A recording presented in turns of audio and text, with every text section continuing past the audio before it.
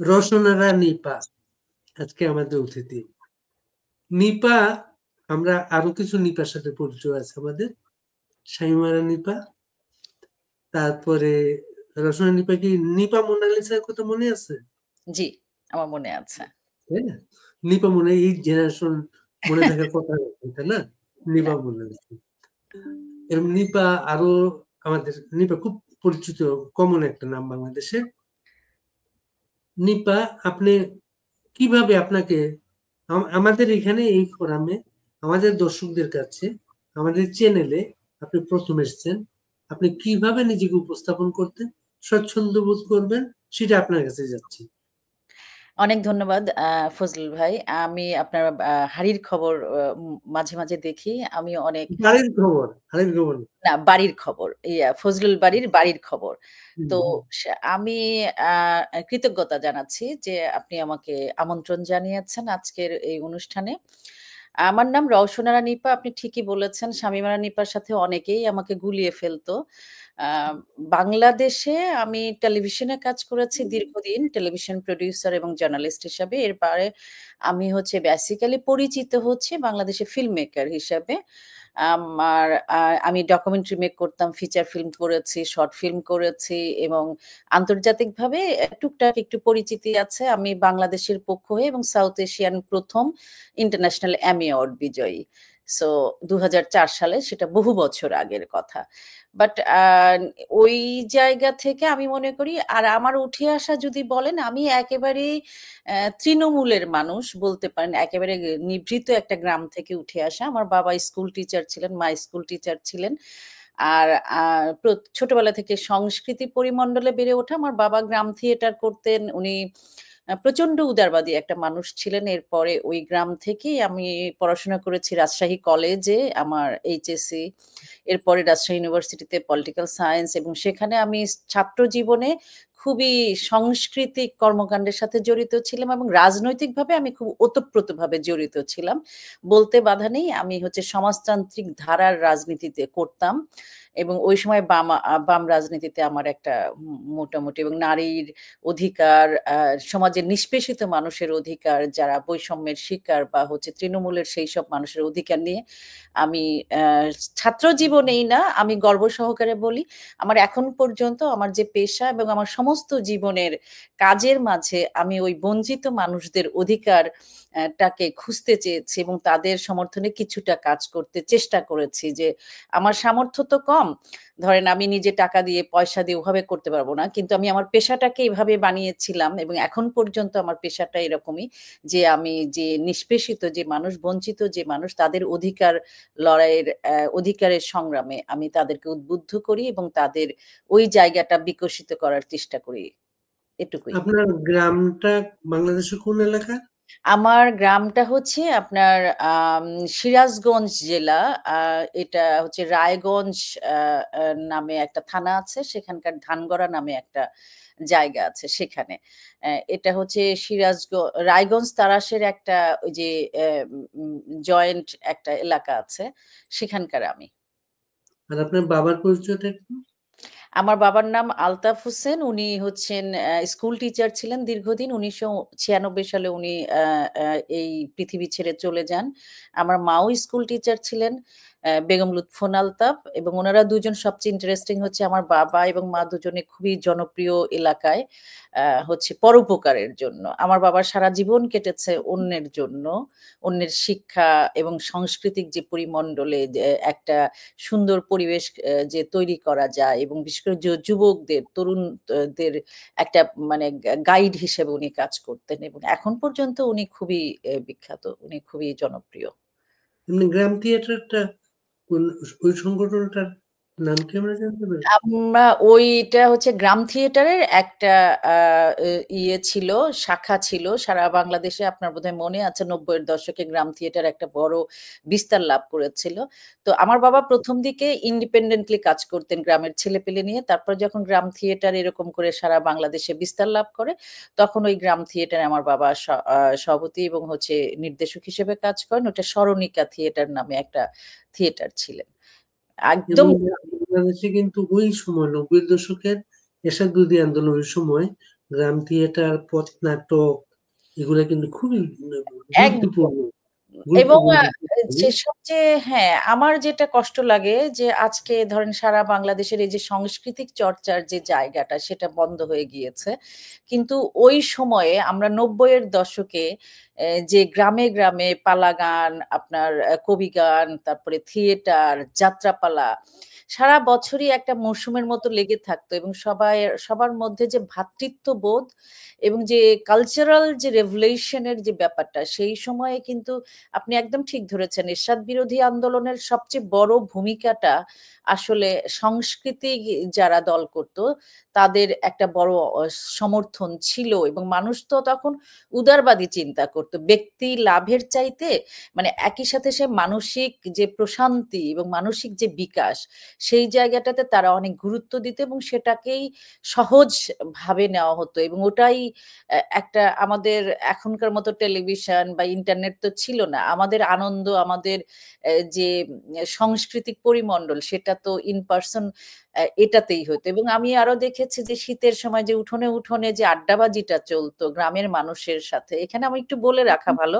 মানে একেবারে গ্রাম থেকে আমি বেড়ে উঠেছি তো মানুষের সাথে এবং প্রকৃতির সাথে আমার একটা সাংঘাতিক কানেকশন ছিল এবং সেই মানুষগুলোর গল্প স্মৃতিগাথা তাদের সাথে যে সম্পর্ক উন্নয়ন একে অপরকে দেখা টুকটাক যে বাড়তো না সেটাও আমি বলবো গ্রাম্য ঝগড়াটাও হতো একজনের সাথে আরেকজন কিন্তু সেইটা কিন্তু অনেক বড় আকারে যেত না দেখা যেত বিপদের সময় বা কোনো একটা উৎসবে আমরা সবাই একে অপরের সাথে থাকতাম এবং আর একটা যেটা ইন্টারেস্টিং যে আপনি লাউ গাছ আপনি জানেন কিনা যে আপনার বাড়ির উঠোনে লাউ গাছ হয়েছে সেই লাউয়ের পাতাটা আপনি আগে অন্যকে দিবেন লাউটা আগে অন্যকে দিবেন তারপরে আপনি নিজে খাবেন এই যে চর্চাগুলো ছিল সেটাকে আসলে আমি খুব মিস করি মানে আমার কাছে মনে হয় যে প্রকৃতির খুব কাছাকাছি থাকা যে গ্রামের আজকে অনেক উন্নত হয়েছে বাংলাদেশ অনেক উন্নত যদিও গত ১০ মাসের চিত্রটা ডিফারেন্ট বাট আমি বলবো যে মানুষের অর্থনৈতিক মুক্তি হয়েছে কিন্তু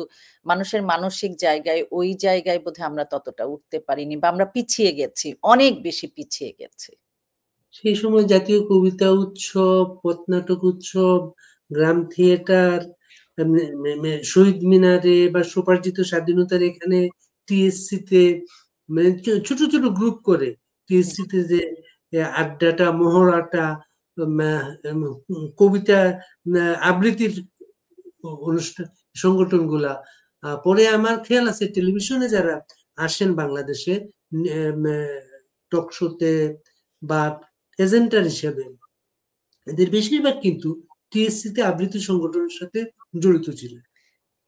আমি ওই সময় ঢাকার সাথে আমার যোগাযোগ অতটা আমি একবারই শুধু বাবার সাথে এসেছিলাম গ্রাম থিয়েটারের একটা ওয়ার্কশপে সেটা 1991 এ কিন্তু আমি আমার গ্রাম বা রাজশাহী বিশ্ববিদ্যালয়ের কথা যদি আমি বলি যে আমি সমকাল থিয়েটার নামে একটা থিয়েটার সংগঠন করতাম আমরা ছাত্ররা নিজেরা চাঁদা তুলে সেই সংগঠন চালাতাম এবং সেইটার যে একটা উত্তেজনা ছিল এবং একটা সংগঠন করার যে আমাদের সমকাল থিয়েটারের যে স্লোগানটা ছিল নাটক শানিত হচ্ছে শোষকেরা সাবধান তো এই যে পরিমণ্ডলে বেড়ে ওঠা সেই জায়গা থেকে আমাদের হ্যাঁ একটা আমি বলবো যে একটা অসাধারণ সময় এবং একটা জায়গা ছিল আমাদের বেড়ে ওঠার ক্ষেত্রে আপনার একটা এই যে এমি অ্যাওয়ার্ড যেটা এটা জি কোন ছবিটাকে কেন্দ্র করে সেটা? এটা বোধহয় আপনাদের মনে থাকবে এটা হচ্ছে ২০০৪ সালে আমরাও পারি নামে একটা ডকুমেন্টারি এটিএন বাংলার যেইটা আপনার এমি অ্যাওয়ার্ড পেয়েছিল আমেরিকা থেকে ২০০৪ সালে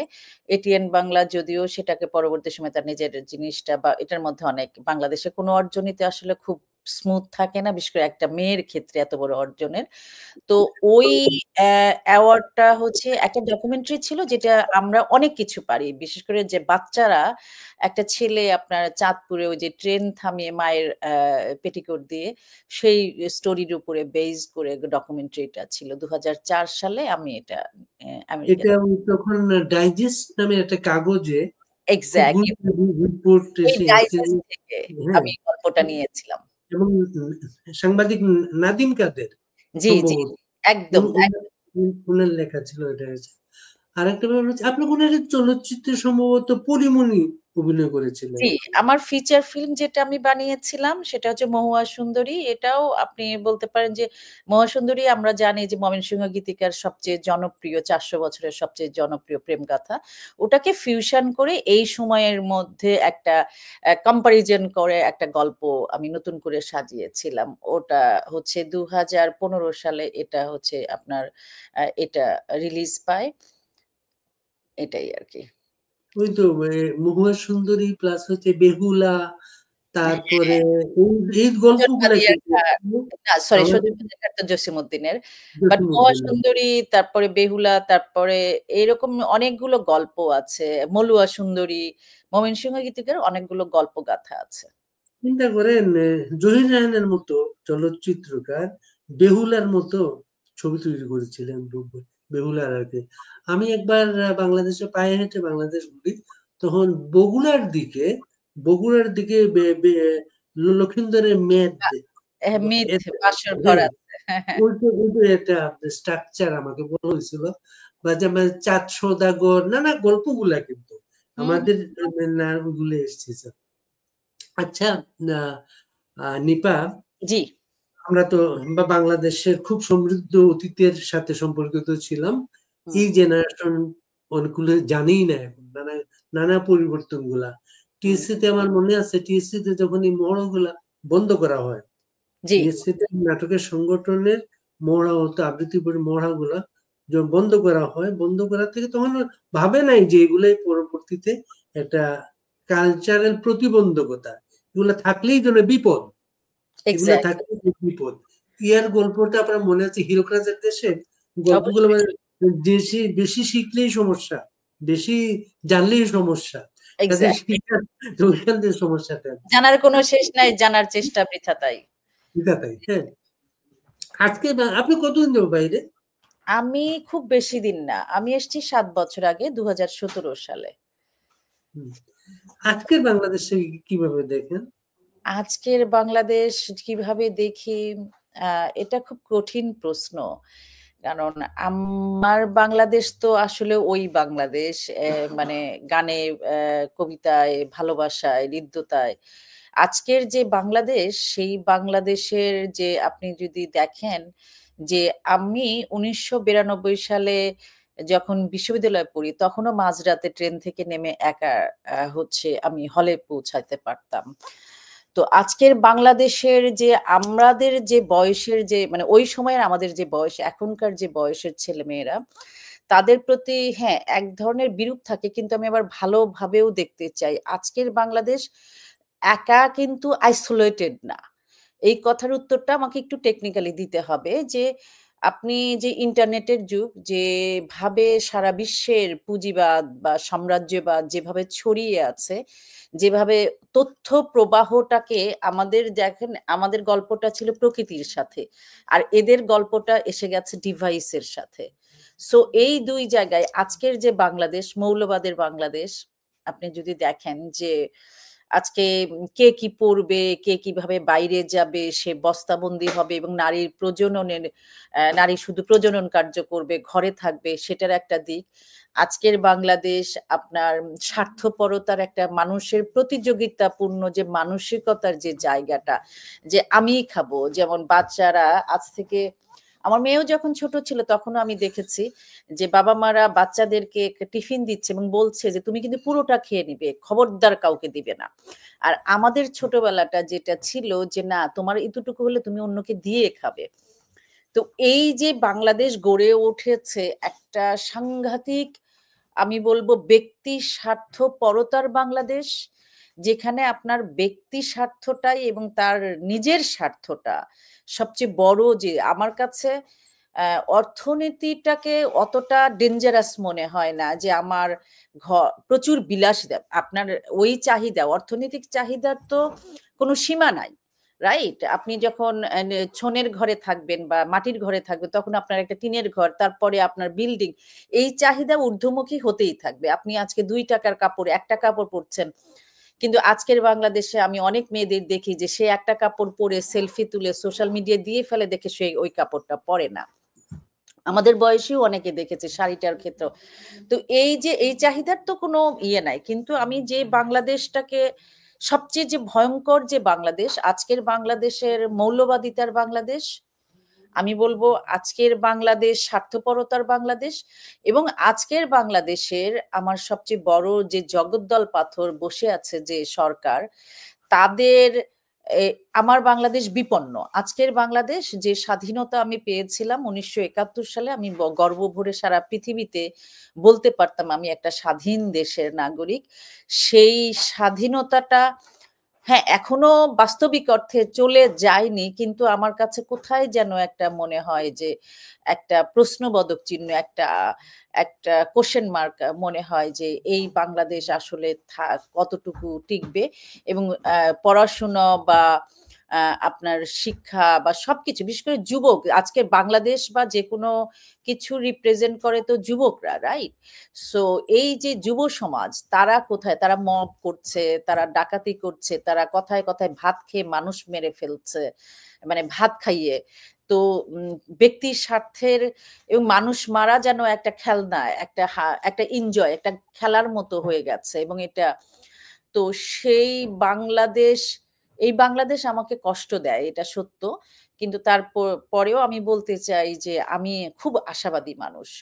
আমার এক টিচার ছিলেন, উনি আমার রাজনৈতিক গুরু বলতে পারেন ছোটবেলার। উনি মুক্তিযোদ্ধা, বীর মুক্তিযোদ্ধা আশরাফ হোসেন।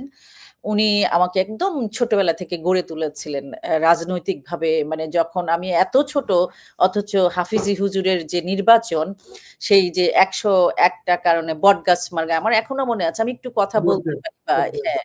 তো উনি আমাকে পড়াতেন কেন কেন কিভাবে, এবং জিয়াউর রহমানের কাছে কর্নেল তাহেরের মেয়ের একটা চিঠি ছাপা হয়েছিল বিচিন্তা, ওই সময় তিনি আমাকে বিচিন্তা দিতেন পড়ার জন্য, এবং পরের দিন আবার আমাকে জোরে জোরে পড়তে বলতেন। তো ওই জায়গা থেকে আমি মনে করি আমি আশাবাদী মানুষ। উনি একটা কথা বলতেন যে সবকিছু শেষ আছে, শেষের পরে শুরুটা হয়। মানে আপনি মাঝামাঝি থেকে কিছু করতে পারবেন না। তো আজকের বাংলাদেশ আমার মনে হচ্ছে ধ্বংসের সর্বোচ্চ জায়গায় চলে যাচ্ছে, এবং বুমেরাঙের মতো। মানে উনি খুব উদাহরণ দিয়ে বলতেন, তুই যখন পিছাবি, পিছাতে পিছাতে একটা দেওয়াল থাকবে, সেই দেয়ালের ওপারে তো তুই যেতে পারবি, তখন তোকে সামনে আসতে হবে। এই যে এইটা আমার কাছে আজকের বাংলাদেশ মনে হয় যে ওই জায়গায় চলে গিয়েছে, সেখান থেকে হয়তো নতুন একটা কিছু তৈরি হবে, সেই আশাবাদের জায়গায়। দুশ্চিন্তায় পড়েছেন আপনি তাহলে, না? জি, আমি খুব রেগুলার পড়তাম, কারণ আমার ভাই আমাকে বিচিন্তা দিতেন। আমার তখন মাত্র পড়া শিখেছি। উনি আমার ফুফাতো ভাই ছিলেন। উনি খুব বিখ্যাত মুক্তিযোদ্ধা ছিলেন, রেভলিউশনারি মানুষ ছিলেন, এলাকার নারীদের নিয়ে থাকতেন, আমাদের দাবা খেলা শিখিয়েছেন। উনার নাম ওহিদুল ইসলাম আশরাফ, আচ্ছা আচ্ছা। রায়গঞ্জ। বিচিন্তাটা শেষ পাতে আপনার মনে আছে প্রজন্মের পরিভ্রমণ নামে একটা পাতা ছিল? একটু একটু মনে আছে, আমি অনেক ছোট তো তখন, তারপরে একটু একটু মনে আছে। বিচিন্তাটা আসলে আমার প্রথম পত্রিকা বিচিন্তা। আচ্ছা। বিচিন্তাটা যখন বের হয়, মিনার মাহমুদ নামের একজন, জি জি যিনি এখন বিচিত্রায় কাজ করতেন, বিচিত্রা থেকে বেরিয়ে বিচিন্তাটা বের করেন আর কি। বিচিত্রায় মিনার মাহমুদ এখানে সবচেয়ে সিনিয়র মানুষ ছিলেন এবং পত্রিকায় কাজ করার অভিজ্ঞতা ছিল। জি। আর বিচিন্তার পুরো টিমটা আর কি, আমাদের আগে কোনো কাজ করার অভিজ্ঞতা ছিল না। ওই প্রজন্ম আপনি ওখানে পরিভ্রমণটা কাজ করেছেন? বাবা! আমার তো অনেক প্রজন্ম সৌভাগ্য। প্রজন্ম পরিভ্রমণটা আমার ছিল। আমি ওই সারা বাংলাদেশ যে পায়ে হেঁটে ঘুরেছিলাম, জি। ওইটা ওইখানে আসছিল। ওই আপনি কর্নেল তাহেরের মেয়ের যে লেখটা, ওর হ্যাঁ, নামটা হচ্ছে জয়া তাহের, নিতু তার ডাক নাম আর কি। হ্যাঁ। ওর লেখাটাও আমি তার থেকে নিয়ে এসেছিলাম ওইখানে। কারণ হচ্ছে আমি ওই সময় কি করতাম, ওই যখন হাঁটতে বেরোই বাংলাদেশে, তখন আমি প্রথম জানতাম না কি করতে হবে। তখন এক পর্যায়ে ভাবলাম যে একটু হাঁটি যখন, একটু যদি এমন কিছু না করি, মানে পাত্তা দিবে না, তখন মুক্তিযোদ্ধা খুঁজে খুঁজে ইন্টারভিউ দিয়ে শুরু করি। সেটা ইন্টারভিউ শুরু করা, ওই ইন্টারভিউ করতে করতে সারা বাংলাদেশটা আমার। পরে তার বাড়িতে আমি যাই নেত্রকোনায়, হুম, ওই হুম। ওই মুক্তিযোদ্ধা খুঁজতে গিয়ে বাড়ি যাই।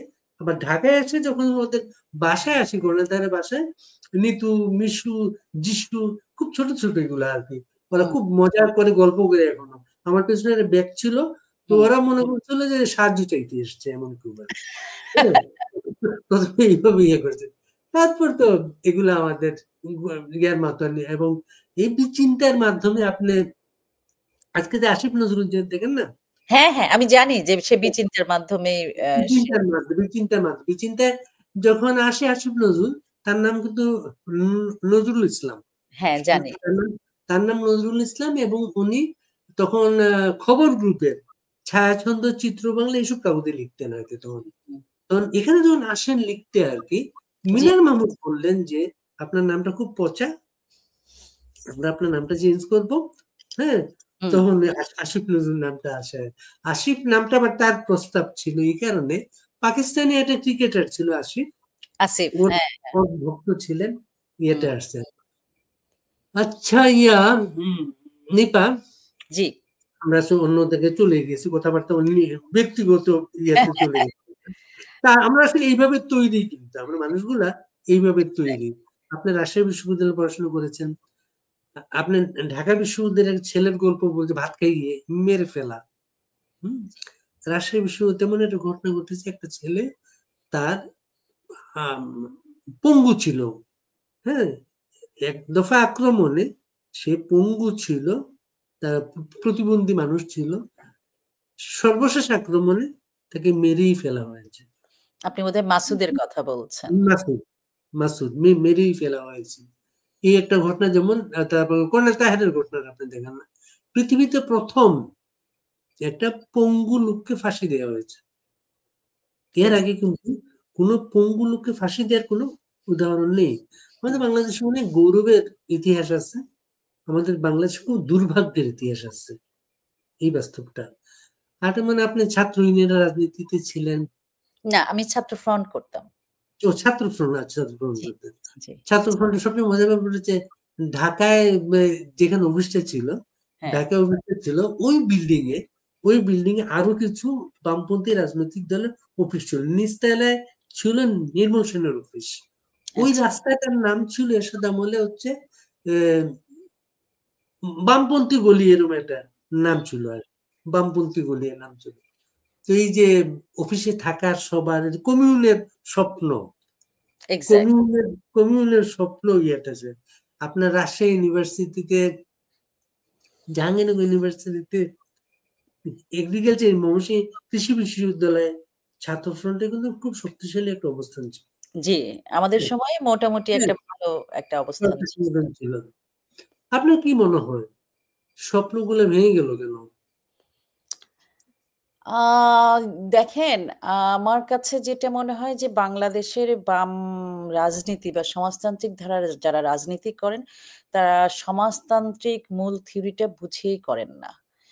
আপনার তারা হয় রাশিয়ার হয়, তারা না হয় চীনের হয়। এবং একটা মোরালের সমাজতন্ত্র তো সবার ইকুয়াল চিন্তা ভাবনা এবং মার্কসিজম একটা থিওরি। সেই থিওরিটাকে আপনি কিভাবে ইমপ্লিমেন্ট করবেন সেটা আপনার স্থান, কাল, পাত্র এবং শুধু বইয়ের পড়ার মধ্যে আপনি দ্বন্দ্বমূলক বস্তুবাদ বা ডায়ালেকটিক্যাল ম্যাটেরিয়ালিজমটা পড়লেন, কিন্তু সেটা প্রয়োগটা কিভাবে থিওরিটা পড়লেন, সেটা আপনি কিভাবে প্রয়োগ করবেন সেটা। এবং সবচেয়ে বড় কথা হচ্ছে বাংলাদেশের যারা আম সমাজতান্ত্রিক যে যারা রাজনীতি করতো, বিশেষ করে ৯০ এর দশকে, ৮০ র দশকে বা পরবর্তী সময়ে এখনো তারা আসলে যাদের জন্য রাজনীতি করে তাদের কাছে যেতে পারে না এবং তাদের সাথে কমিউনিকেট করতে পারে না। মূলত হচ্ছে আমি যদি একজন কৃষকের জন্য রাজনীতিটা করি, তাহলে সেই কৃষকের সাথে যে কথা বলার ভাষাটা সেটা যদি আপনি পুস্তকের ভাষায় করেন, সেটার কিন্তু একটা সমস্যা আছে। আর একটা বড় সমস্যা হচ্ছে রিফর্মেশন, রাইট? যে সময়ের সাথে, সাথে আপনাকে চেঞ্জ হইতে হবে। আপনি ওই এটাও একটা মৌলবাদিতা যে যেটার মধ্যে আছেন আপনি সেটাই থাকবেন। সের বাইরে যাবেন না। যেমন আজকে আমি যদি উদাহরণস্বরূপ বলি যে বাকশাল, বাংলাদেশ কৃষক শ্রমিক আওয়ামী লীগের যে বাকশাল, এর চাইতে বড় সমাজতান্ত্রিক ধারণা তো খুব কম আছে। এবং সেইটা আমার দেশ কাল পাত্রের সাথে, অথচ সেইটাকেও তারা অ্যাডাপ্ট করতে পারেনি বা সেই ধারাটাতেও আসতে পারেনি। যদিও সেই কারণেই হয়তো আমার ধারণা বঙ্গবন্ধুকে হত্যা বা তার পুরো পরিবারকে নিশ্চিহ্ন করে দেওয়ার যে ব্যাপার, যে মানুষের রাজনীতি করতে হলে আপনাকে রিফর্ম করতে হবে। আপনাকে ট্রান্সফর্ম হইতে হবে। সেটা, এবং তারা ক্ষমতার কাছে যাবে না, ক্ষমতা কেন্দ্রিক রাজনীতি করবে না। সেটাও কিন্তু এক ধরনের বালখিল্যতা। দেখেন বাংলাদেশের সিপিবি বলেন বা অন্য দলগুলো বলেন, তারা কেউই নির্বাচনে আসার আ অ আসে না এবং নির্বাচন কেন্দ্রিক রাজনীতিটা করে না। হ্যাঁ? এখন যদি আপনি, আমার খিদে লেগেছে এখন, রাইট? আপনি আমাকে বললেন, "ভাই, আমি তোর জন্যে এখন যে খাবারটা আছে এটা ভালো না। আমি তোর জন্যে পোলাও, মাংস রান্না করে বাজারে যাবো। আমার বাসায় তেমন কিছু নাই। তো আমি বাজারে যাবো। বাজার থেকে আমার কাছে টাকা নাই। আমি টাকা জোগাড় করব। বাজারে যাবো। বাজার থেকে এটা কিনবো। তারপরে তোর জন্য তো আমার খিদেটা ততদিনে কোন জায়গায় চলে যাবে?" তাই না? তো এটা তো একটা সহজ ব্যাপার যে সময়ের সাথে আপনাকে মিলিয়ে রাজনীতিটা করতে হবে, মানুষের সাথে থাকতে হবে। এইখানে আপনি যদি মনে করেন যতদিন পর্যন্ত 100% পিউরিফাইড হচ্ছে না, ততক্ষণ পর্যন্ত আমি ওটার মধ্যে যাব না। আমি শুধু কথা বলব, চর্চা করব। এটা তো হইতে পারে না। আর 100% পিউরিফাইটা আ হইলে সোনাও যদি 100% খাঁটি হয় সেটা তো বালা হয় না। কোনো অলংকার হয় না। এটা সো খুব গুরুত্বপূর্ণ দুটো জায়গায় চিহ্নিত করেছেন এখানে। এক নম্বর হচ্ছে বয়স বাড়লে বলতে হবে বয়স বেড়েছে, সেটা বলা হয় নাই। হ্যাঁ, বলা হয় নাই। আরেকটা ব্যাপার হচ্ছে অগ্রসর হওয়া। অগ্রসর হওয়া মানে আমি শুধু নিজে অগ্রসর হওয়া না, সবাইকে নিয়ে অগ্রসর হওয়া। হ্যাঁ, এক্সাক্টলি। এই যেগুলো আমরা ইয়ে করতে পারিনি। আচ্ছা, আমরা আরো একটু মানে সমসাময়িক বিষয়গুলাতে আসি। আমরা জি। অনেক বড় একটা ইয়েতে চলে যাচ্ছি, সেটার লম্বা সময়। এক্সাক্টলি। এটা হ্যাঁ, অনেক অন্য লেভেলের আলোচনায় অন্য আলোচনায় চলে যাচ্ছি। পরিবর্তনগুলা মানে বাংলাদেশের সবগুলো আন্দোলনের সাথে একটা পরিবর্তনের স্বপ্ন কাজ করে। জি। হুম? আমাদের সাংস্কৃতিক স্বপ্নগুলো আমি একটু বলি, আমি সংক্ষেপে বলি যেটা। ধরেন মুক্তিযুদ্ধের পরে বাংলাদেশে, মুক্তিযুদ্ধের আগে ৬৯ গণঅভ্যুত্থানের পরে বাংলাদেশে লিটল ম্যাগাজিনের একটা বিপ্লব তৈরি হয়েছিল। মুক্তিযুদ্ধের পরে নাটকের সংগঠন, আবৃত্তির সংগঠন, হুম, এগুলো একটা ধারা তৈরি হয়। এরশাদ বিরোধী আন্দোলনের পরে বা সময় ওই যে আপনি বিচিন্তা বললেন না, এগুলো অনেকে বলে তেজপাতা পত্রিকা। হ্যাঁ, ছোট ছোট পত্রিকা, এগুলোর মাধ্যমে একটা তৈরি হয়। সবকিছু একটা স্বপ্ন ইয়া হয়। ৯০-এর একটা স্বপ্ন ছিল, এবারও কিন্তু একটা স্বপ্ন ছিল, কিন্তু মানুষ মাঠে নামে, রাস্তায় নামে। হ্যাঁ, স্বপ্ন থেকেই মানুষ নামে, কিন্তু অবশ্যই। নতুন বন্দোবস্ত, নতুন আলোচনা, নতুন ইয়াগুলা, স্বপ্নগুলা এত মানুষ নেমেছিল রাস্তায়। হ্যাঁ, তারও কিছু চাহিদা ছিল, স্বপ্ন ছিল। আপনার কি মনে হয় যে যারা নেমেছিল সবাই, হ্যাঁ, তাদের সংগঠন তৈরি ছিল না বলে সে খুব হতাশ হয়ে গেছে? না, এখন সবাই কি সংগঠিত হয়ে সংগঠনের এ যে ছাতার নিচে নেমেছিল তা কিন্তু না। আপনি খেয়াল করে দেখবেন জুলাইয়ের আন্দোলনটা শুরু হয়ে আপনি যখন, এটা স্বপ্ন না। তাদের তো কোনো একটা বিপ্লব, অভ্যুত্থান বা হচ্ছে যে জিনিসের একটা খুবই স্পেসিফিক এজেন্ডা থাকে, রাইট? একটা লক্ষ্য থাকে যে আমি এই কারণে এই কাজটা করছি। তারা তো মানুষকে ধোঁকাবাজির মধ্যে রেখেছে। তারা ১ম যখন রাস্তায় নেমেছে তখন কোটা আন্দোলনের কথা বলেছে যে এই যে কোটা আমাদের সরকারি চাকরিতে একটা বৈষম্য সৃষ্টি করছে। দেখেন, এটা খুব সাধারণ দাবি এবং এটা ব্যাপক মানুষকে আকর্ষণ করেছে। যেহেতু বাংলাদেশের বাস্তবতায় সরকারি চাকরি একটা লোভনীয় বিষয়ে পরিণত হয়েছিল ওই সময়ে, এবং সেইটা অ অনেককে বুঝানোটাও খুব সহজ ছিল যে এই ৪০% কোটার কারণে তুমি তোমার সরকারি চাকরিতে পিছিয়ে পড়ছো বা তুমি পাচ্ছ না। তো তার মানে তার নিডটাকে, ডিমান্ডটাকে কিন্তু সে কানেক্ট করতে পেরেছে। ওই মানুষের জনপ্রিয়তা ওই কথাটা বলতে পেরেছে। সেই কারণে তারা ওই বৈষম্য বিরোধী একটা ছাতার নিচে এসেছে। তাদের স্বপ্নটা ছিল বৈষম্য বিলোপ করা কোটার মাধ্যমে। সেইটার পরে যখন তাদেরকে বিভিন্নভাবে ম্যানিপুলেট করে একটা ধোঁকাবাজির মধ্যে, যে না তুমি যে স্বপ্নটা দেখেছো সেটা সরকার পূরণ করতে চাইছে ঠিক, কিন্তু সে আসলে করবে না, কারণ সে একটা ধান্দাবাজি করবে। এবং তারপরে তার মাঝখানের যে লাশের যে বাণিজ্যটা হলো, যে এই আন্দোলনকে কেন্দ্র করে যে লাশ পড়ার যে ব্যাপারটা হলো, এখনো সেটা যদিও তদন্তাধীন ব্যাপার, যেটা কিভাবে হয়েছে বা কেমনে হয়েছে, তখন আবার মানুষের অন্যরকম একটা ইমোশনের জায়গায় তাকে কানেক্ট করা হইলো, রাইট?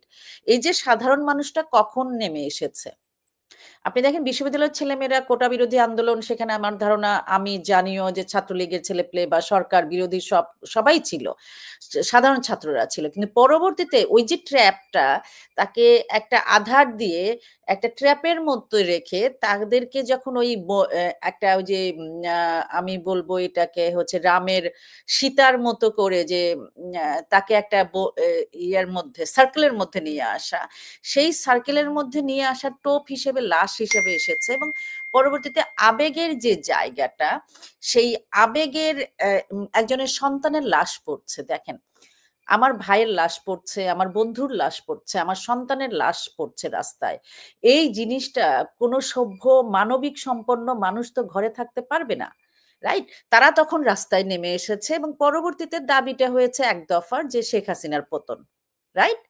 তো তাদের স্বপ্ন ছিল না, একটা ইলিউশন ছিল, এটা একটা ইলিউশনের মধ্যে তাদেরকে রাখা হয়েছে। ওই মুহূর্তে সাধারণ মানুষের দাবিটা ছিল হচ্ছে এই অন্যায়ের বিচার করা, এবং যেহেতু তুমি এই ক্রাইমটা করেছো, তুমি আমার সন্তানের লাশ ফেলেছো, অতএব তোমার কোনো অধিকার নাই ক্ষমতায় থাকার। তারা কিন্তু একটা স্ট্রাকচার দেয় নাই, যে এই আন্দোলনের পরে আমরা যদি সরকার গঠন করি, তাহলে আমাদের এই এই এই স্ট্রাকচারে আমরা সারা পৃথিবীতে যেটা হয়, কিউবার রেভলিউশন বলেন, রাশিয়ান রেভলিউশন বলেন, ফ্রান্সের দ্বিতীয় বিপ্লব, বা সারা পৃথিবীর যে আন্দোলন, গণ আন্দোলন, তার একটা রূপরেখা থাকে, যে এটার পরে যেহেতু তারা অন্যের দ্বারা আদিষ্ট হয়ে নির্দিষ্ট কিছু, আমি এটাকে বলবো ক্রীড়নক বা প্লেয়ার, যাদের কোচ অন্য জায়গায় ছিল, তারা জানতো তারা কি চাচ্ছে, সেটা স্বপ্ন, তাদের স্বপ্ন আমাদের দুঃস্বপ্ন, রাইট?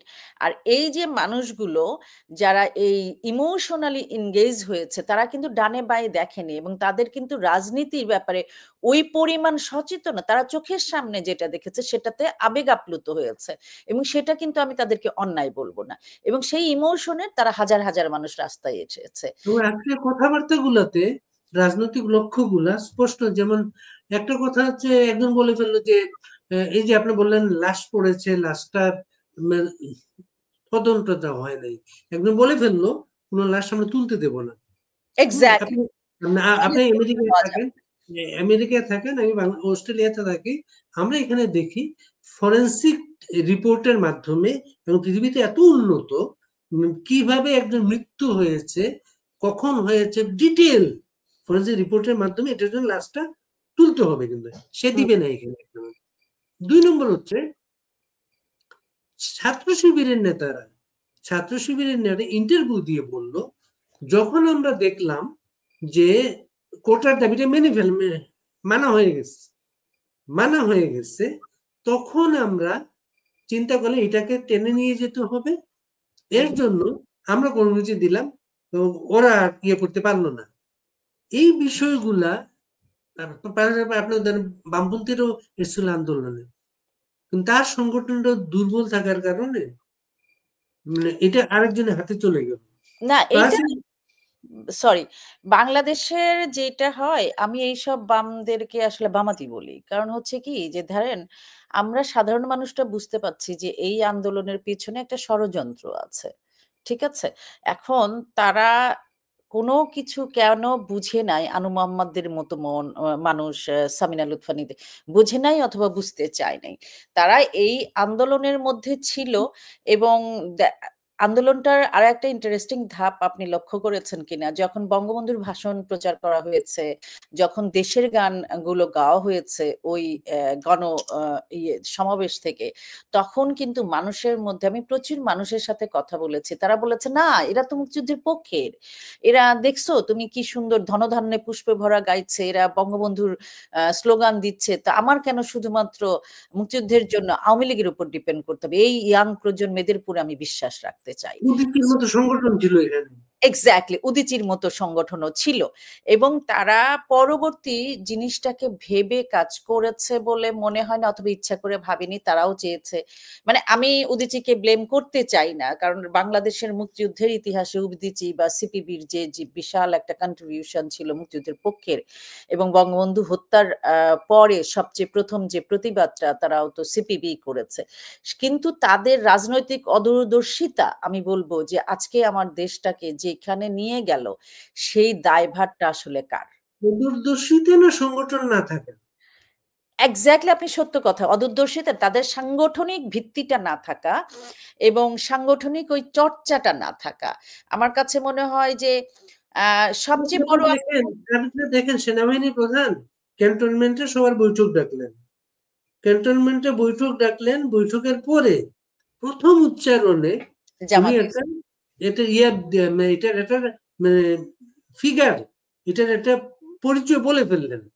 হ্যাঁ, প্রথম জামাতের নাম উল্লেখ করে, বিএনপির মতো সংগঠন ছিল সেখানে, সবচেয়ে বড় সংগঠন, সেইটা না বলে বারবার জামাত জামাত বলেন, তখন এটা রাজনৈতিক একটা পরিচয় উপস্থাপন করেন সেটা।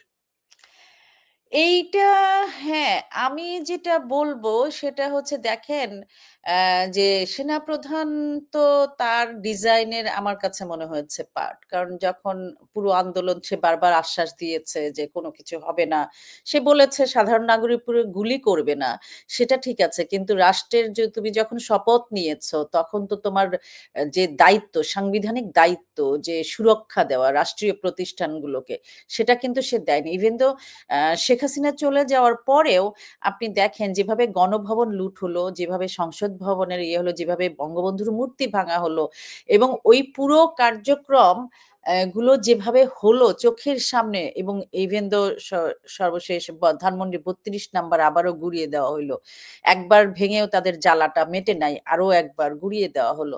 তো এই জায়গাগুলোতে আমার কাছে যেটা মনে হয় যে তারা they are also part of the conspiracy, তাদের লক্ষ্যটাই আপনি ছিল। নিপা আপনি নিপা জি, ছবি বানিয়েছেন, আপনি নাটকের সাথে কাজ করেছেন, সমাজতান্ত্রিক ছাত্র ফোন করেছেন, আপনি নিশ্চয়ই জানেন বাংলাদেশ সেনাবাহিনীর সবচেয়ে বড় প্রতিযোগিতাটা কি হয়। কোরআন সবচেয়ে বড়, প্রতিযোগিতা। হ্যাঁ, কি প্রতিযোগিতা? কেরাত প্রতিযোগিতা। সে কোরআন তেলাওয়াত, হ্যাঁ হ্যাঁ, আমি সেটাই বলছি। হ্যাঁ, সবচেয়ে বড় প্রতিযোগিতা। ওখানে নাটকের প্রতিযোগিতা হয় না, ওইখানে অন্য কিছু প্রতিযোগিতা হয় না, সবচেয়ে বড় প্রতিযোগিতা হয় কেরাত প্রতিযোগিতা।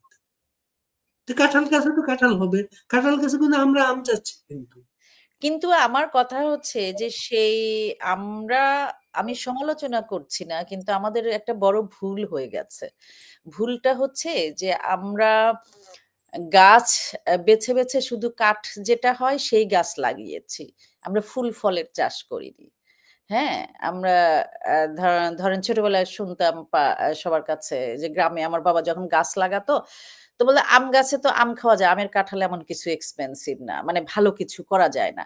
সো কাঁঠাল গাছে কাঁঠাল খাওয়াও যায়, কাঁঠালের পাতা ছাগল খায়, আর পরে আবার কাঁঠাল দিয়ে কাঠ হয়, মানে নানা ধরনের উপকারিতা দিয়ে আমরা এই যে বৈষয়িক ব্যাপারটার দিকে, আমি বারবার যেটা বলার চেষ্টা করছি, আমরা অর্থনীতির দিক দিয়ে বাংলাদেশের গত 16 বছরে আমরা যে জায়গায়, সেটা অবশ্য নিঃসন্দেহে ঈর্ষণীয়, মানুষের পেটের ভাতটা দরকার ছিল, সেটা হয়েছে, কিন্তু তার পাশাপাশি আমরা যেটা করতে পারিনি, আমাদের মানব সম্পদটাকে নার্সিং করতে পারিনি।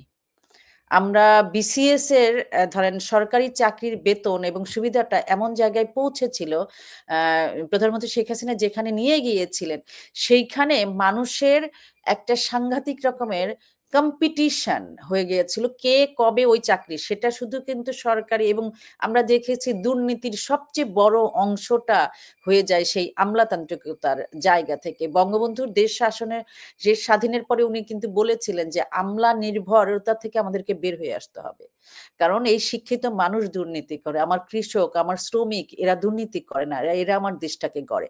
তো আমাদের ওই স্ট্রাকচার, আমাদের ভুল হয়ে গেছে, আমি বলবো না এটা অন্যায়, আমাদের ভুল হয়ে গেছে হিসাবের জায়গায় সেটার। এবং আজকের যে বাংলাদেশের প্রতিচ্ছবিটা আমি দেখি, আমি, আপনি এই অভিজ্ঞতার সামনাসামনি হয়েছেন কিনা জানি না, গত বছর, আগে তো ধরেন গত ১ বছর আমি দেশে যাই না, কিন্তু তার আগে আমি প্রতি বছর ২ বার করে যেতাম, এবং আড়ং-এর একটা শাড়ির দাম ৩৫,০০০ থেকে শুরু হয় বা ১.৫ লাখ ২ লাখ টাকা। একেকটা ঈদের জামা, এবং সেটা তারা কিভাবে, আমি ডলার ইনকাম করি এখানে, অনেক ইনকাম করি সেটা বলব না, কিন্তু আমি কিন্তু হিসেব করি। কিন্তু ওরা হিসাব করছে না। তাহলে এই যে মানি ফ্লোটা, এটা কিভাবে আসতেছে? এবং এই জায়গাটা কিন্তু, এবং যেভাবে খাবার, একটা কফির দাম ৳২৫০ বাংলাদেশে, ঢাকা শহরে। আমি এখানে Starbucks এর কফি খাই হচ্ছে ৳১.৫ বা ৳২, এখন একটু দাম বেড়েছে। তো এই যে জিনিসগুলো, তাহলে আপনার নৈতিকতার অবক্ষয়ের জায়গায়, কোনো ছেলে-মেয়ে যখন আইফোন পায় সে জিজ্ঞেস করে না তার বাবার কাছে যে, "তুমি বেতন পাও ৳৬০,০০০, তুমি আমাকে আইফোনটা কেমনে দিলা?" আপনি আজকে যে ছেলেরা পেলেরা বৈষম্যের কথা, যে প্রাইভেট ইউনিভার্সিটির যে ছেলে-মেয়েগুলো বলেছে, তারা যে প্রাইভেট ইউনিভার্সিটিতে পড়ে, তাদের টাকাটা কোত্থেকে আসে? এই যে এত হাজার, হাজার টাকা, আমার মনে হয় লাখ, লাখ টাকা, আমি জানিও না যে কত টাকা, এটা আমার পক্ষে সম্ভব না। সো আমি বাংলাদেশে ধরেন এমি অ্যাওয়ার্ড পাওয়ার পরে আমার খ্যাতি হয়েছে। আমি আ বিভিন্ন জায়গায় জব করেছি। কিন্তু অনেক নৈতিকতার জায়গায় আপোস করতে না পেরে চাকরিও প্রচুর ছাড়তাম। মনে আছে ১ বছরের পরেই আমি ধরেন আমি রাস্তায় নেমে যেতাম। আমি আমার সন্তানকে অ্যা আ সে স্কুল থেকে, ধানমন্ডি থেকে কল্যাণপুরে সে হেঁটে আসতো মাঝে, মাঝে, কারণ তার হাত খরচের পয়সা থাকতো না। বাসে আসতো, কিন্তু তার নালন্দা বিদ্যালয়ে পড়তো। তার ড্রেস আপটা তো তাদের ছেলেমেয়েদের একরকম। তো বাসে অন্যরা টিজ কাটতো। সেই প্রতিদিন ওই টিজ শুনতে পছন্দ করত না। সে হেঁটে আসতো। এবং সেটি, আমি যখন এখানে থাকি, সে টিউশনি করে তার হাত খরচ চালাতো। এবং এটাকে আমি প্রাউড ফিল করি। আমি মনে করি যে তার ওই ধাক্কাটা তাকে একজন মানবিক সৎ মানুষ হওয়ার জন্য তাকে এই ধাক্কাগুলো খেতে হবে, এবং এভাবেই তার, এবং এখন সে ইউনিভার্সিটিতে পড়ে ফোর্ডামে, ফাইনাল সেমিস্টার, এবং সে ফুল টাইম একটা জব করে। অবাক হয়ে যে আপনি অবাক হয়ে যাবেন যে সে ফুল টাইম একটা জব করে, তার খরচ সে চালায়, সে ইউনিভার্সিটিতে পড়ে, এবং আবার একটা ইন্টার্নশিপ করে।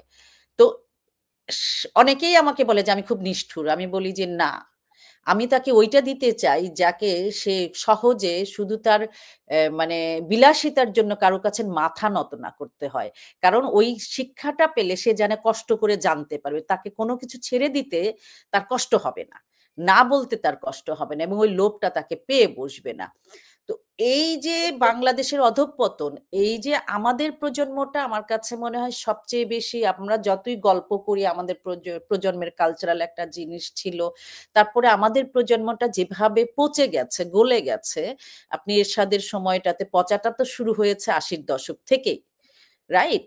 তো সেই যে নৈতিকতা, আমরা যখন ইউনিভার্সিটি পড়তাম, আমার এক বান্ধবী একবার বলেছিল যে তার বাবা সুগার মিলে চাকরি করে, সেটার অনেক উপরই আছে। তো আমি এটা বুঝতে পারি নাই কথাটা। বুঝতে পারি নাই। তো আমি আবার আরেকজনরে জিজ্ঞেস করলাম যে, "উপরিটা কি?" তো সে আমারে ধমক দিয়ে বলল, "তুই এত গাধা! উপরি মানে হচ্ছে এইটা।" তো আমি বললাম, "ও এত প্রাউড, মানে ও হচ্ছে প্রতিদিন একটা করে জামা করত। মানে প্রতি মাসে একটা করে নতুন জামা কিনত।" তো আমি অবাক হয়ে যাইতাম। কিভাবে? তো এই যে তখন থেকেই কিন্তু দুর্নীতিটা আপনার হচ্ছে সম্মানের জায়গায় এসছে। মানুষ কখনো কুণ্ঠাবোধ করে নাই যে তার যে অতিরিক্ত টাকাটা আছে, সে যে দুর্নীতিটা, সে যে অসৎ উপায়ে ইনকামটা করছে, বরঞ্চ বাকি মানুষগুলো তাদেরকে সমীহ করত। রাইট? তারাই সম্মানের আসনে প্রতিষ্ঠিত হতো। তো এটা একটা সুপার, একটা সিস্টেমেটিক যে স্ট্রাকচার, এবং এই যে মানবিক, আমরা যেটা বলেছি যে ফুলের গাছ আমরা লাগাইনি কারণ এটা আগাছা ভেবেছি। তো সরি, আমি অনেক বেশি কথা বলছি, এবং না আমরা হ্যাঁ, আমরা আরেকটু ক সংক্ষেপে আসি। জি, ধরেন এই সরকারটা, এই সরকারটা ক্ষমতায় আসলে, এই সরকারের যারা ক্ষমতা যারা এর চেহারার মানুষগুলা, এই মানুষগুলা কিন্তু উপদেষ্টা যারা সবাই মোটামুটি, তাদেরকে আমরা বলতে পারবো না যে তারা কোনো মৌলবাদী মানুষ। তার চেহারা, তার পোশাক, তার আচার আচরণ, তাদেরকে আমরা যেভাবে চিনি জানি, কাজটা কিন্তু ওইদিকে। যেমন এই সরকার প্রথম সিদ্ধান্তটা, এই ইউনূস সরকারের প্রথম সিদ্ধান্তটা হচ্ছে 15 আগস্ট জাতীয় শোক দিবস থাকবে কিনা, এটা কেউ তার কাছে সেদিন দাবিটা করে নাই। হ্যাঁ, এটা শোক দিবস থাকবেটা কিনা। প্রতিটা কাজে আমরা যেন এখন বোঝা যাচ্ছে এরা কিন্তু 71 এবং 75-এর পরাজিত শক্তির অসমাপ্ত কাজগুলো বাস্তবায়নের জন্য দায়িত্ব নিয়েছে। আপনি কিভাবে দেখেন? না, একটা আপনার প্রথম কথাটাতে আসি যে এদেরকে চেহারাটা মৌলবাদী না। এখন দেখেন, তারা ব্যক্তি আচরণে মৌলবাদী না। মানে তাদের ব্যক্তি জীবন একটা, সেটা প্রাইভেট। আর তাদের তাদের কাজগুলো দেখেন, এনজিও হ্যাঁ, না, এনজিও আমি সেটাই ব্যক্তিত্ব, আসছি। নারীকে নিয়ে কাজ করতে বেশি তারা। হ্যাঁ, না, না, না, এটা তাদের খোলস। আপনাকে বুঝতে হবে যে সারা পৃথিবীতে এই যে মৌলবাদিতা একটা ভালো ব্যবসা, রাইট? এবং এই ব্যবসার তারা তো প্রফিট মেকিং করতে আসছে। এখন আমেরিকা পৃথিবীর আফগানিস্তানে সহ সারা পৃথিবীতে এই মৌলবাদীদেরকে আস্কারা দিয়ে তাদেরকে দিয়েই তো তার সাম্রাজ্যবাদটা প্রতিষ্ঠা করেছে। এবং আপনি যথার্থই বলেছেন যে তারা মুক্তিযুদ্ধের বিরোধী। 1971 সালের যে পরাজয়টা তারা পরাজিত হয়েছে, তাদের বীজগুলো তো এখানে থেকে গেছে এবং তারাই ইমপ্লান্টেড হয়েছে সেই প্রাক্তন মালিকের দ্বারা। আমি বলবো প্রাক্তন মালিকের দ্বারা তারা এখানে ইমপ্লান্টেড হয়েছে। এবং এইটা তাদের লক্ষ্য এবং উদ্দেশ্যই হচ্ছে এই দেশটাকে আবার আপনি খেয়াল করে দেখবেন মাহফুজা নাম প্রায়ই একটা কথা বলে আমাদেরকে 47-এ ফেরত যেতে হবে, বা 47-এর পরের জায়গাটাতে আমাকে ফেরত যেতে হবে, ইনক্লুসিভ। এরা যে ইনক্লুসিভ ধারণাটা নিয়ে আসছে, সেখানে সমস্ত প্রগতিবাদিতা এবং মুক্তিযুদ্ধের যে চেতনা, সেইটাকে মাইনাস করে শুধুমাত্র ধর্মীয় মৌলবাদটাকে অ্যাড করার, একটা ব্লেন্ডও না, তাদের প্রাধান্য দেওয়া। এবং আমি একজন নারীবাদী প্রগতিশীল নাট্যকর্মী, আপনি জানেন সামিনা লুৎফার একটা ইন্টারভিউতে শুনলাম যে সে খালিদ মহিউদ্দিনের একটা শোতে বলেছিল বেশ কিছুদিন আগে যে তারা এই সরকার তাদেরকেই একটু বেশি পাত্তা দিচ্ছে যারা ওই আমলে, শেখ হাসিনার আমলে বঞ্চিত হয়েছে। আপনি খেয়াল করেন, এখন শেখ হাসিনার আমলে জঙ্গিরা ধরা পড়েছিল, রাইট? জঙ্গিদেরকে, এবং এটা তো কর্তব্যের জায়গা, আমার দেশটা শান্তিতে ছিল। বা আপনি যদি 2000 8-এর আগের সময় আসেন বা তারও উদীচীর বোমা হামলা, রমনার বটতলার বোমা হামলা, 17টা জায়গায় সিনেমা হলে বোমা হামলা, কোর্টের, এই যে জঙ্গিগুলো, সেই ভয়ঙ্কর জঙ্গিগুলোকে উনি জেলখানায় রেখেছিলেন। এই সরকার এসে যেহেতু শেখ হাসিনা ব্যক্তি করেননি, কিন্তু আইনের মাধ্যমে অপরাধ প্রমাণিত হওয়ার পরে যেহেতু শেখ হাসিনার সময় তারা কারাবরণ করেছে, শাস্তি পেয়েছে, সেই কারণে তাদেরকে ছেড়ে, কিন্তু শুধু কি এই কারণ না, এদের মূল টার্গেটটাই ছিল এই দেশটাকে মৌলবাদের। আপনি যদি আজকে 71-এর আগে ফেরত যেতে চান, তাহলে তো আপনাকে ওই ইসলাম রোলটা তুলতে হবে। ইসলাম, ইসলাম যে ধর্ম, ধর্ম মানে ধর্ম বলতে সব ধর্ম না, কিন্তু ধর্ম বলতে মুসলমান ধর্ম, রাইট? ইসলাম ধর্ম। তো তাদেরকে ওই যে তাদের মূর্খ এবং অপগণ্ডদেরকে নিয়ে এসে আপনি হচ্ছে রফিকুল মাদানি, আমার তো ঘেন্না লাগে, যাই হোক, এইসব মানুষদেরকে তারা পাত্তা দিলে এবং তাদেরই রাজত্ব চলছে, তারাই তো আসলে দেশটা চালাচ্ছে। আজকে জামাত তো ক্ষমতায়, সেটা ক্ষমতার সামনে বা পিছনে হোক, আর বাকি যারা আছে ওরা তো পুতুল। তো ওই পুতুলগুলো নাচছে কার ইশারায় সেটা আপনি দেখবেন। আপনি চিন্তা করেন যে পাকিস্তানের পররাষ্ট্র সচিব এই প্রথম বাংলাদেশে আসলেন, পাকিস্তানের জেনারেলরা বাংলাদেশে আসলেন, তারা নাকি কি ট্রেনিং দিবে, এবং রাখাইনের মুসলমানদের যে রাখাইনের যে আমাদের যে যারা আশ্রিত আছে তাদের নিয়ে কি উৎসাহ ব্যঞ্জক দেখলেন। আপনি দেখলেন যে মানবিক, মানে আমার দেশ শুধু 71-এর আগে যে সেটাও না, মূল উদ্দেশ্যটা হচ্ছে এই যা বিশেষ করে ইউনূসের, সেটা হচ্ছে আমেরিকার সাম্রাজ্যবাদের সে পুতুল হয়ে ওখানে বসেছে এবং যে কোনো উপায়ে এই যে সাম্রাজ্যবাদের স্বার্থটা পূরণ করা। আজকে মানবিক করিডোর, আপনার চিটাগাং পোর্ট এবং এবং সব জায়গায় আমার যে শেখ হাসিনা কিন্তু এগুলো বলতেন, শেখ হাসিনা এগুলো বলতেন, আমরা কোনো গুরুত্ব দিতাম না কিন্তু এগুলো। না, না, আমরাও অনেকে হাসাহাসি করতো, ট্রোল করতো, কিন্তু আমি জানতাম। কারণ আমরা কিছু, কিছু টের পেয়েছিলাম। আমি যেহেতু এখানে সরাসরি রাজনীতির সাথে কাজ করি এই দেশে, আমার কাজটাই হচ্ছে রাজনৈতিকভাবে মানুষদের গড়ে তোলা বা তাদের নেতৃত্ব, সাধারণ মানুষের সচেতনতা, তাদের অধিকার আদায়ের আন্দোলন। অতএব তাদের যে এজেন্ডাগুলো এবং তারা কিভাবে কোন সময়ে কিছুটা বোঝার জায়গা ছিল, এবং সবাই হাসাহাসিই করতো যে বাংলাদেশ এত কি ইম্পর্টেন্ট, সেন্ট মার্টিনস এত কি ইম্পর্টেন্ট। বাট ফ্যাক্টটা কিন্তু ছোট্ট একটা দ্বীপ না, ফ্যাক্টটা অন্য একটা পুরো সাউথ এশিয়ান ব্লক। আপনি দেখেন যে, আপনি এটা জানেন কিনা যে মুক্তিযুদ্ধের আগেও বঙ্গবন্ধুকে এই প্রস্তাব দেওয়া হয়েছিল আমেরিকা থেকে যে তুমি আমাদের এটা দাও, দেওয়ার স্বীকার এমন করো। একটা রিপোর্টের অনলাইনে পাওয়া যায় এখন। এক্স্যাক্টলি, আমি আইয়ুব খানের হুম। ওই সময়ের একটা পত্রিকার ইয়েও ছিল, তার একটা সাক্ষাৎকারও ছিল। তো এটাই আর কি। আপনার তাহলে শেষটা কোথায় এটা? সময় বলবে, কিন্তু আমরা শেষে কি হেরে গেলাম? আমরা কি মুক্তিযুদ্ধের মানুষগুলা, মুক্তিযুদ্ধে বাংলাদেশ? না, না, না, না, না। আমরা হারিনি কেন? বারি ভাই, আমি আবারও বলি, আমি আশাবাদী মানুষ। আজকে ২০২৪ যদি না আসতো, আপনি কি আপনার পাশের কালপ্রিটটাকে চিনতে পারতেন? পারতেন না। আপনি কি বুঝতে পারতেন যে বাংলাদেশ গত ৫৩ বছরে এইভাবে বিরোধী শক্তি গজিয়ে উঠেছে, এইভাবে আগাছা বা আগাছা না, বিষ গাছ। এটা আগাছা না, এটা বিষ গাছ। ধুতরার বিষ যেটা আমাদের ছড়িয়ে গেছে। তো যখন আপনি রোগটা কিন্তু নির্ণয় করতে পেরেছেন আপনি। আমরা আরো কিছুদিন হয়তো এইভাবে ভাঙাচুরা, জোড়াতালি দিয়ে চলতে পারতাম। কিন্তু দিন শেষে যেভাবে ভেতরে, ভেতরে আপনার ভিতটা তো শেষ। একটা কাঠামো দাঁড়িয়েছিল, রাইট? কিন্তু আপনার ভেতরের পিলার গুলো তো সব চেঞ্জ হয়ে গিয়েছিল। সেইটা যখন আপনি ধরতে পেরেছেন যে আপনার পিলারের এই ঝামেলা বা আপনার রোগটা কি, সেটা কিন্তু আপনি এখন ধরতে পেরেছেন। আর আমি আপনাকে বলি যে বাংলাদেশ এমন একটা ছোট্ট একটা দেশ, অসংখ্য মানুষ, একটা পাগলের দেশ, ক্রেজিনেস এর দেশ। সেখানে মানুষ কিছু বলে না, কিন্তু এই মানুষগুলো পাগলের মতো রাস্তায় একা দাঁড়িয়েতে যেতেও ভয় পায় না যখন সে বুঝতে পারে। সময়টা এখন আমাদের দায়িত্ব হচ্ছে তাদেরকে ওই ইন্সপিরেশন দেওয়া এবং তাদেরকে উৎসাহটা দেওয়া। আমি একেবারেই নিরাশ না। আজকে যে ছেলেটা জয় বাংলা বলে আপনার ট্রাকে উঠতেছে, রাইট? যে মেয়েটা কলেজ থেকে পিটন খাচ্ছে, অথচ সে চিৎকার করে তার চুলির মুঠি ধরে টানা হচ্ছে, সে বলছে ভয় করি না মরণে, মুজিব বাদের স্মরণে। তো আমাদের যেটা নেতৃত্ব দরকার, একটা সঠিক নেতৃত্ব, যারা মুক্তিযুদ্ধের সময়, আপনি কি ভেবেছিলেন যে বঙ্গবন্ধুকে পাকিস্তানের কারাগারে নিয়ে যাওয়ার পরে তার অনুপস্থিতি সত্ত্বেও এই দেশটা ৯ মাসে স্বাধীন হবে তাজউদ্দিনের মতো একজন ইয়াং নেতার হাত ধরে?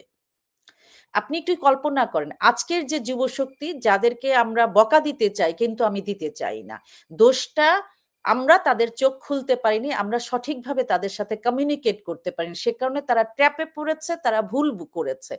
ভুল এবং আপনার জেনে শুনে কিছু যারা, তারা হয়তো জেনে শুনেই করেছে, তারা তাদের ব্যক্তি স্বার্থের জায়গায়, কিন্তু বাকিরা যেটা এসেছে তারা তো হ্যামিলনের বাসিওয়ালার মতো গায়েব হয়ে গিয়েছে, মানে তারা একটা ডেঞ্জার জোনের মধ্যে পড়ে গেছে। এখন ওই হ্যামিলনের বাসিওয়ালা তার মনোমুগ্ধকর সুরে তাদেরকে টেনে এনেছে। এখন আমাদের দায়িত্ব হচ্ছে এদেরকে উদ্ধার করা। উদ্ধার বলতে এরা হয়তো উদ্ধারের পথটা নিজেরাই পাবে, কিন্তু মূল নেতৃত্ব এবং সঠিক নেতৃত্বের মাধ্যমে তাদের ওই জায়গাটাকে তৈরি করা। এখন শেখ আমাদের হাসিনাকে অপসারণের পরে, শেখ হাসিনাকে অপসারণের পরে এই অন্ধকারটা প্রকাশিত হয়েছে। এক্স্যাক্টলি, হ্যাঁ, এক্স্যাক্টলি। প্রকাশিত। এখন আপনি নেতৃত্ব যেটা বলছেন, এটা কি আবার শেখ হাসিনা? এটা আমি বলতে পারব না। অবশ্যই যতক্ষণ পর্যন্ত উনি আছেন, অবশ্যই উনি আমাদের মাথার উপরে থাকবেন। আমি এটাই মনে করি, এবং এটা আমাদের আরেকটা সাফল্য, আমাদের জয়, যে এটা হচ্ছে উনাকে মেরে ফেলতে পারেনি। আপনি দেখেন তার বিরুদ্ধে 18-12-ও বেশি আক্রমণ করা হয়েছে, রাইট? প্রতিবার উনি বেঁচে গিয়েছেন এবং উনি কিন্তু একটা কথা বলেন যে বিধাতা তাকে বেঁচে রেখেছেন, বাঁচিয়ে রেখেছেন একটা ভালো একটা কিছু করার জন্য। আমি আশা করব অবশ্যই উনিই আমাদের এখন পর্যন্ত মাথার উপরে পথ প্রদর্শক এবং সেই নেতার সাথেও তো আমাদেরও তো সবার সম্মিলিত কন্ট্রিবিউশন দরকার। একা শেখ হাসিনা কিছু কি পারবেন, নাকি তার সমস্ত যে জনবল, আমরা জানি যে তার কথায় যে কেউ যখন অনেক মানুষ আছেন যে অকাতরে জীবন দিতে পারেন বা এই দেশের জন্য জীবন দিতে পারেন, সেই নেতৃত্ব আমি নিজেকে সৌভাগ্যবান মনে করি যে উনি বেঁচে আছেন তার শেষ মুহূর্ত পর্যন্ত এবং ওনার দিক নির্দেশনা বা ওনার নেতৃত্ব অবশ্যই থাকবে, কিন্তু আমাদেরকেও অনেক বেশি সক্রিয় হতে হবে এবং এই নতুন প্রজন্মের জায়গা থেকে আমাদেরকে কাজ করতে হবে কিভাবে আসলে তাদেরকে টেনে নিয়ে আসা যায়, তাদের সংঘবদ্ধ করা যায় এবং তাদের প্রতিবাদের বিষয়টা জারি রাখা যায়। এবং আজকের বাংলাদেশ যে সার্বভৌমত্বের হুমকিতে আছে, বাংলাদেশ আওয়ামী লীগ বলেন বা মুক্তিযুদ্ধের যে কোনো মানুষের পক্ষে এখন তো স্থির থাকা সম্ভব না, রাইট? আমি ইদানিং আমরা একটা কাজ শুরু করেছি বাংলাদেশে, মানে খুব গ্রাসরুট লেভেলে ছাত্রলীগের নেতা কর্মীদের খুঁজে খুঁজে ওদের টকশোতে আনছি আমরা। খুব হ্যাঁ, ওরা কেউ জেলে গিয়েছে, কেউ কেউ মানে পালিয়ে বেড়াচ্ছে। ওরা অবাক কিছু তথ্য দেখে আমাদের, মানে আজকে সকালে একটা ছেলে তথ্য দিল, সে খবর পেল শেখ হাসিনা প্রতিদিন সকাল 7টা থেকে 9টা পর্যন্ত সারা দেশের নেতা কর্মীদের সাথে কথা বলে। হুম হুম সে নাম্বারটা সংগ্রহ করলো, তাদের কর্মসূচিগুলোর ছবি, ভিডিওগুলো ওই নম্বরে পাঠাতে শুরু করলো। হুম হুম একদিন সকালবেলা শেখ হাসিনার ফোন আসলো তার মোবাইল নাম্বারে, যে আমি তো শেখ হাসিনা গলা শুনে উনি যখন শেখ হাসিনা বলছেন বলে আমি তো থতমত খেয়ে ফেলেছি। এইরকম কিন্তু প্রচুর গল্প পাচ্ছি। কেউ বলে আমার সাথে 4 বার কথা হয়েছে, কেউ বলে 5 বার কথা হয়েছে। না, আমার যেটা সাথে এখনো হয়নি, আমার অত সৌভাগ্য হয়নি, কিন্তু আমি হয়তো ইমোশনালি জিনিসটার মধ্যে আমি তার প্রতিটা বক্তব্য শুনি, বিভিন্ন গ্রুপে উনি যেটা কথা বলেন সেটা মনোযোগ দিয়ে শুনি এবং আমি শুধু এটুকু আপনি খেয়াল করবেন, তাই কিন্তু বিধ্বস্ত মনে হয় না কিন্তু। না, তার যে বোল্ডনেস, আমি সেটাতেই হুম, আসছিলাম। হুম। সবচেয়ে যে ভালো বিষয় যে তার যে গলার স্বর এবং যে কনফিডেন্স লেভেলটা, সেটা আমাদেরকে অনেক উৎসাহ দেয় এবং একজন নেতার সেটাই হওয়া উচিত। আমি আসলে বের হয়ে যেতে চাইবো। আমার আর আসলে আমি ৪-৫ আমি আপনি যে বারবার ঘড়ির দিকে তাকাচ্ছেন, হ্যাঁ, তাই হ্যাঁ, মনে হচ্ছে না? হ্যাঁ, আপনার খুব গুরুত্বপূর্ণ অন্য প্রোগ্রাম আছে। আপনাকে অনেক ধন্যবাদ। আমার আমরা অফিসের কিন্তু কাজ আসলে। আমরা কিন্তু আরো আগামীতে বসবো। জি, হ্যাঁ? আর আপনার কোনো একটা বিষয় কথা বলতে ইচ্ছে করলে এই বিষয়টা এখন আসা উচিত। আমাদেরকে নক করবেন। আমরা আপনার কথাটা পৌঁছে দেবো মানুষের কাছে। ভালো থাকবেন নিপা। অনেক ধন্যবাদ। আমিও আপনার সঙ্গে কথা বলে আজকে অনেক মানে আনন্দ পেলাম। সবচেয়ে বড় কথা, আপনি যেভাবে আমাকে একদম ছোটবেলা থেকে জার্নিটাতে নিয়ে আসলেন, সেটা খুব ইন্টারেস্টিং লেগেছে। একজন প্রকৃত সিনিয়র মানুষ যারা সাংবাদিকতা, তাদের পক্ষেই এটা সম্ভব। অনেক ধন্যবাদ ভাই। দেখা হবে। ভালো থাকবেন। জয় বাংলা, জয় বঙ্গবন্ধু।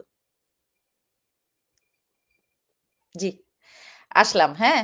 কথা হবে।